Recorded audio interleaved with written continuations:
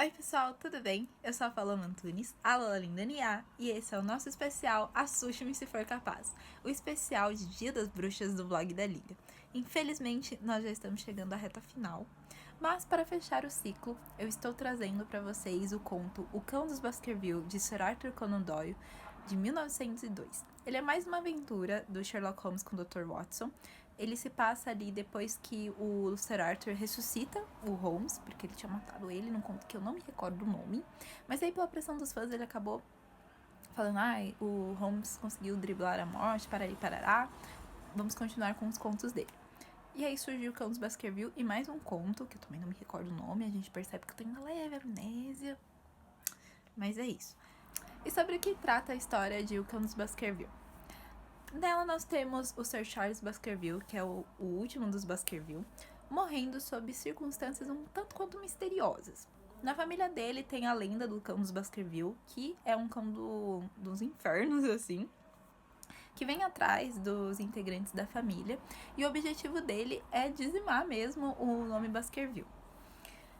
E aí, ok, o Sir Charles morreu e ele deixou como curador do testamento o amigo e médico dele, o Dr. James Mortimer. Mas o Dr. James está com a missão de trazer o herdeiro do Sir Charles, que é o seu sobrinho, o Sir Henry Baskerville, que mora no Canadá, para morar lá no solar dos Baskerville e continuar tocando os negócios da família. Mas ele acha que o solar não é um lugar seguro, pelo jeito como o Sir Charles morreu. E então ele vai atrás do Holmes e do Dr. Watson na Baker Street e apresenta o caso para eles, levando a lenda do cão dos Baskerville e as instruções que o Sir Charles deixou para ele. A princípio, o Holmes não se interessa muito pelo caso, porque a suspeita é de que essa assombração do cão dos Baskerville seja real. Então, ele é bastante cético quanto a isso. Mas ele fala pro Dr. James Mortimer trazer o Sir Henry, que está chegando na estação lá de Londres, para conversar com eles. E aí ele acaba pegando um caso depois. E aí fica acordado que ele vai continuar em Londres, porque diz ele que ele tem assuntos a resolver, outros casos para resolver. E manda o Dr. Watson com o Sir Henry e o Dr. James Mortimer para o povoado de Dartmoor. Na verdade é uma cidadezinha, se eu não me engano, Dartmoor, que é bem rural, assim. E então o Dr. Watson vai morar um tempo com o Sir Henry para garantir a segurança dele e para investigar as circunstâncias do caso mais de perto, assim. O Lawrence Baskerville fica numa charneca, onde moram vários camponeses, fazendeiros e uma pequena nobreza, da qual os Baskerville fazem parte. Essa pequena nobreza conta, tem os vizinhos lá, né? Conta com o Dr. Mortimer, o Sr. Franklard, que é um velho fofoqueiro muito, muito, muito treteiro. Ele estuda leis com o único objetivo de ferrar os vizinhos dele. Ele, nossa, é aquela pedra no sapato, assim. A galera tá quieta lá, ele vai cutucar com vara curta. E os irmãos Staton, que são os mais chegados, assim, depois do Dr. Mortimer. Quando eles chegam lá na charneca, eles descobrem que um dos criminosos mais perigosos da Inglaterra está à solta. Ele fugiu do presídio em Notting Hill e está se escondendo lá na charneca. Então tem guardas espalhados assim pelo lugar. E o caso vai se complicando por essas pequenas adversidades. Inclusive numa noite, o Sir Henry e o Dr. Watson, eles se deparam com o criminoso e eles começam a perseguir ele pela charneca. Então, os dois descobrem que tem mais um homem, um sem-teto, assim, perambulando pela charneca à noite. E aí, o caso vai se tornando ainda mais curioso. O Dr. Watson tá lá, então, com a missão de cuidar da segurança do Sir Henry e de reportar tudo isso pro Holmes, que continua em Londres. E aí, o caso vai se desenrolando daí. E sofrendo muitas reviravoltas. Muitas, gente. Se vocês não têm noção de quantas reviravoltas tem neste pequeno conto. Parece pequeno, assim. Ele é um dos meus contos favoritos, um dos meus thrillers favoritos. E eu li ele a primeira vez quando eu tinha uns 8 anos. E eu reli pra fazer esse vídeo e eu não lembrava que ele era extenso dessa forma, assim. Ele não é tão extenso, você consegue... Essa aqui é a versão de bolso. É bem curtinha, ela não chega nem até 200 páginas, você consegue ler em menos de uma semana. Mas a versão que eu li, quando mais nova, ela era ilustrada, então acho que por isso ela era até um pouco menor que essa. Mas enfim, eu fiz esse resumão todo pra vocês. para ler a lenda do cão dos Baskerville. A lenda está incluída na parte da história em que o Dr. Mortimer apresenta o caso para o Holmes e para o Watson, e ele lê de um documento de 1742, está na família Baskerville desde 1742, e que foi escrito pelo atual patriarca da família naquela época. Então vamos lá. São muitos os relatos sobre a origem do cão dos Baskerville, mas como descendo em linha direta de Hugo Baskerville e ouvi a história de meu pai, que também a escutou do seu, eu a registro acreditando de todo o coração que ocorreu exatamente como aqui vai narrado. E gostaria que acreditassem, meus filhos, que a mesma justiça que pune o pecado pode também graciosamente perdoá-lo, e que não existe maldição tão pesada que não possa ser anulada pela prece e pelo arrependimento. Aprendam, portanto, com esta história a não temer os frutos do passado, mas antes a ser prudentes no futuro, para que essas paixões imundas que têm causado sofrimento tão intenso à nossa família não sejam novamente liberadas para a nossa desgraça.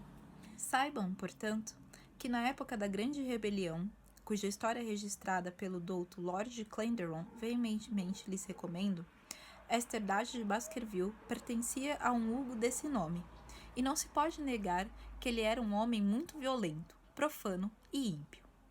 Isso, na verdade, os seus vizinhos poderiam ter perdoado, uma vez que nunca floresceram santos por estas paragens. Mas havia nele uma certa índole lasciva e cruel que tornara seu nome proverbial em toda a região oeste.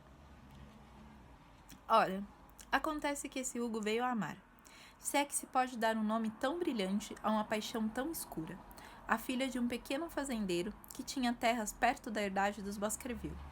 No entanto, como era discreta e de boa reputação, a jovem donzela sempre o evitava, pois temia sua má fama.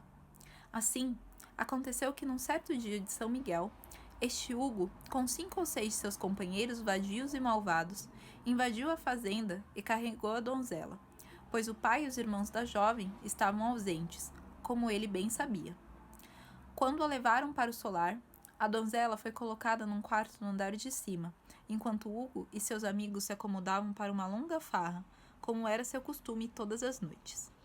Ora, a pobre moça lá em cima estava a ponto de ficar louca com a cantoria, os gritos e as pragas terríveis que subiam do andar de baixo, pois dizem que as palavras usadas por Hugo Baskerville, quando estava bêbado, eram daquelas capazes de fulminar o homem que as emprega.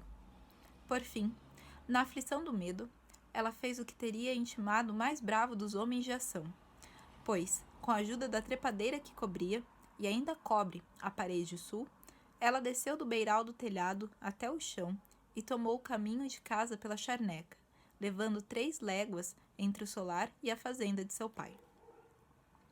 Acontece que pouco tempo depois, Hugo deixou seus convidados para levar comida e bebida, e outras coisas piores, talvez, para a sua cativa, e assim encontrou a gaiola vazia e o pássaro solto.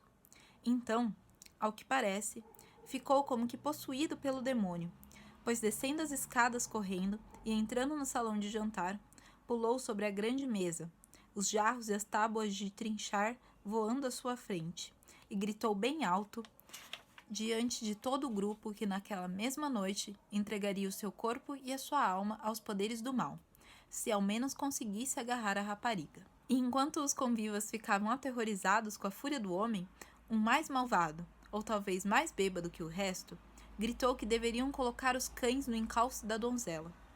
Ao que Hugo saiu correndo da casa, gritando para os criados que deviam selar a sua égua e soltar a matilha, e dando aos cães um lenço da jovem, ele os lançou no seu rastro, e assim, à luz da lua, começaram a perseguição pela charneca. Ora, por algum tempo, os convivas ficaram boquiabertos, sem poder compreender tudo o que se fizera com tanta pressa. Mas, pouco depois, suas inteligências embriagadas despertaram para a natureza do ato que parecia estar prestes a ser cometido sobre a charneca. Tudo então se transformou num grande tumulto, alguns gritando pelas suas pistolas, outros pelos seus cavalos, e ainda outros por mais um frasco de vinho. Mas, por fim, algum senso voltou às suas mentes enlouquecidas, e eles, 13 ao todo, Montaram nos cavalos e partiram à procura da jovem. A lua brilhava clara no alto, e eles galopavam rapidamente lado a lado, seguindo o caminho que a donzela devia necessariamente ter tomado para chegar à sua casa. Já tinham percorrido 2 ou 3 quilômetros, quando passaram por um dos pastores noturnos na charneca e gritaram-lhe para saber se tinha visto a caçada. E o homem, assim reza a história, estava tão louco de medo que mal podia falar, mas por fim disse que vira realmente a infeliz donzela, com os cães no seu encalço. Mas vi mais do que isso, disse ele, pois Hugo Baskerville passou por mim na sua égua negra, e atrás dele corria calado um cão dos infernos, que oxalá nunca venha atrás de mim. Assim, os nobres bêbados amaldiçoaram o pastor e continuaram seu caminho. Mas logo se arrepiaram, pois ouviram o som de um galope pela charneca, e a égua negra, salpicada de espuma branca, passou por eles, com as rédeas pendentes e a sela vazia. Então, os convivas se ajuntaram mais, pois um grande medo se apoderara de seus corações. Mas continuaram a seguir pela charneca, embora cada um deles, se estivesse sozinho, tivesse com certeza ficado muito contente de poder virar a cabeça do cavalo. Seguindo lentamente desse modo, encontraram por fim os cães. Embora famosos pela sua bravura e raça, eles estavam ganindo em grupo no alto de um profundo declive, ou goial, como os chamamos. Alguns se escapulindo e outros, com o pelo eriçado e os olhos fixos, fitando o vale estreito à sua frente. O grupo se detivera. Homens mais sóbrios, como podem imaginar, do que no início da cavalgada. A maioria não quis de modo algum ir adiante, mas 3 deles, os mais ousados, ou talvez os mais bêbados, seguiram em frente e desceram pelo declive. Então se abriu a seus olhos um largo espaço, onde havia 2 dessas grandes pedras, que ainda hoje lá se encontram, assentadas por certos povos esquecidos nos dias de outrora. A lua brilhava sobre a clareira, e ali, no centro, jazia a infeliz donzela, no lugar em que tombara morta de medo e cansaço. Mas não foi a visão de seu corpo, nem a visão do corpo de Hugo Baskerville ao seu lado, que deixou os 3 pândegos temerários com os cabelos em pé. É que em cima de Hugo, puxando a sua garganta, estava uma coisa hedionda, uma grande besta negra, que tinha a forma de um cão, embora fosse maior do que qualquer cão já visto por seres mortais. E bem diante de seus olhos, a besta arrancou a garganta de Hugo Baskerville, ao que quando lhes virou os olhos flamejantes e as mandíbulas gotejantes, os 3 berraram de medo e saíram cavalgando para salvar a vida, ainda gritando pela charneca. Disse que um deles morreu naquela mesma noite por causa do que tinha visto, e os outros 2 foram homens alquebrados pelo resto de seus dias.